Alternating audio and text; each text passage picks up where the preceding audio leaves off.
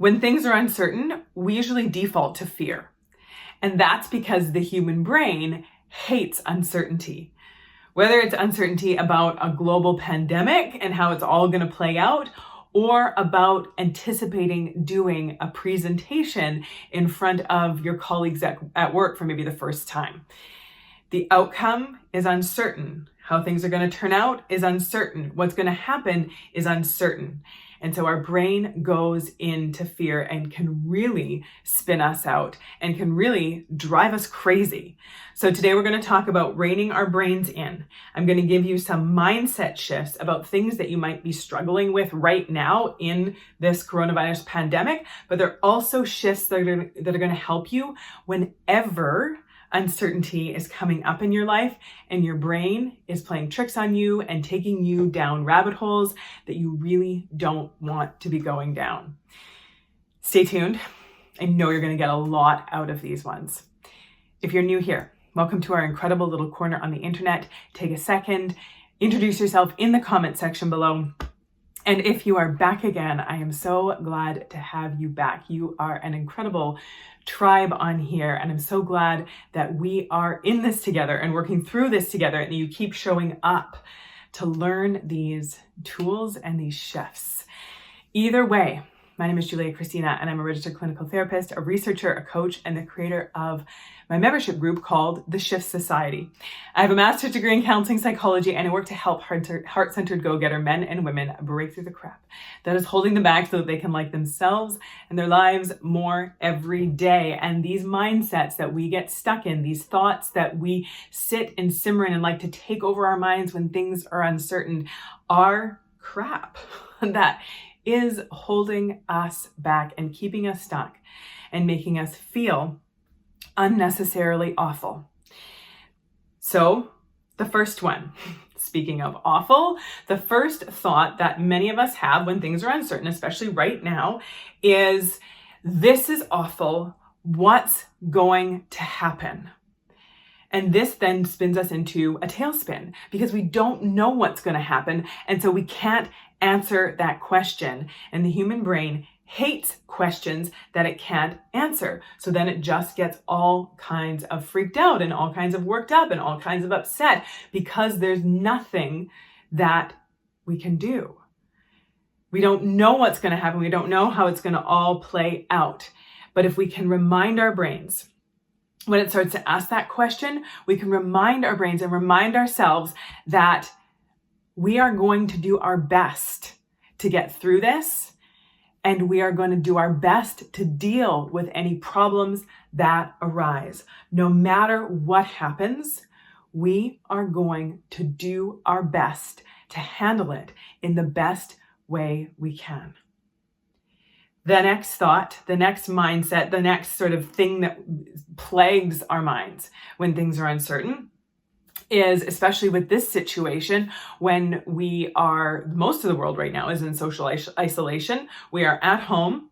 We are kind of stuck at home. There's not a lot going on. For some, even getting cabin fever. And I saw this really funny meme the other day that said, you know it's getting bad when even the introverts are starting to get squirrely. But all joking aside, a lot of us are having the thought right now that being stuck at home is terrible and I can't handle this. Anytime we're feeling stuck, we will go into that thought, this is terrible and I can't handle being stuck physically, being stuck mentally, being stuck emotionally, being stuck anywhere or with anything. We start to think this is terrible. But then we have to ask ourselves, is it? Is it really terrible or is it just not my favorite thing? Is it really terrible or would I really just prefer something else? Which is fair enough, but reminding our brains that being stuck at home for the majority of us is not actually terrible. It's just not the best. And so reminding ourselves that if we are stuck at home right now, as much as it's not our favorite thing, we are still warm and dry and safe and fed. Our survival needs are being met. We are actually, for the most part, okay, even if it's not super comfortable. The next thought that comes up a lot in times like this is, I can't handle this.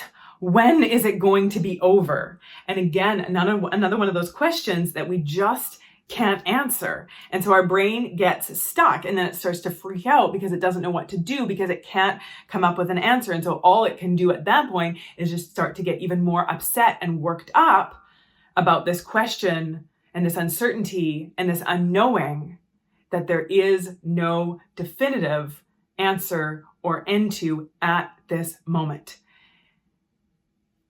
So all we can do when we don't know how long something is going to last, we don't know how it's going to all play out, instead of getting stuck on needing to know something that we can't know, we bring ourselves back to this moment. And we remind ourselves that in this moment, I'm okay. In this moment, I am actually okay. I can handle this moment. And the only thing that I need to do is handle this moment. And I'm going to take one day at a time. Sometimes I might need to take 1 hour at a time. Sometimes I might need to take 1 minute at a time. But getting all caught up in like, what if this goes on for months and months and months and months? What am I going to do? Well, that question is not helpful right now because we don't have an answer. But what we can do is take what's right in front of us and deal with that right now, one step at a time. And then the next thought that likes to just come in there and hijack our brains when things are uncertain, when we're not sure how something is going to play out, how we're going to be affected by it, is, what if something terrible happens to me or one of my loved ones? And fair enough, we think about our own safety, our own health, the health and safety of our loved ones when things are uncertain, when things are out of our control. But we do need to remind our brains again that worry is not going to stop something from happening. As long as we are taking care and following the rules and doing what we can, accepting that it's not in our control. And this is so hard for the human brain to accept, that there's often very little control that we actually have. But instead of insisting on control, we fall back into and remind ourselves to trust. We trust ourselves that whatever happens, we will deal with it. If something happens to ourselves or one of our loved ones, we will deal with it when and if it happens. But getting stuck in those cycles of worry are not doing anything except for making us feel terrible in the meantime. And then the next thought that comes up probably the most often and creates probably the most amount of emotional chaos and drama when it does show up is, this situation is making me feel terrible. And if you're in my Shift Society, this is the work we've been doing. And you know that this is just not true, because this is a core piece of the work we're doing in there, that it is not our situations and our circumstances that make us feel terrible. It's our thoughts about our circumstances or situations that make us feel terrible. For most of us in this moment, aside from our thoughts about what could happen, what might happen in the future, or what did happen or regrets we have from the past, in this moment, most of us are okay. Aside from our thoughts, aside from our minds running wild and running away from us, in this moment, you are okay. I am okay. And reminding ourselves of that. And then another thought in here that really can kind of throw us off, especially in situations like this, when we see other people not handling things the way we think they should, we might have the thought, I am so angry because other people are being such idiots. Other people are being so dumb about this. This is a whole talk in and of itself, and I will do another video on this at some point, but reminding ourselves that we cannot control someone else's choices. We cannot control someone else's behavior, even if they are being idiots about how they are handling it.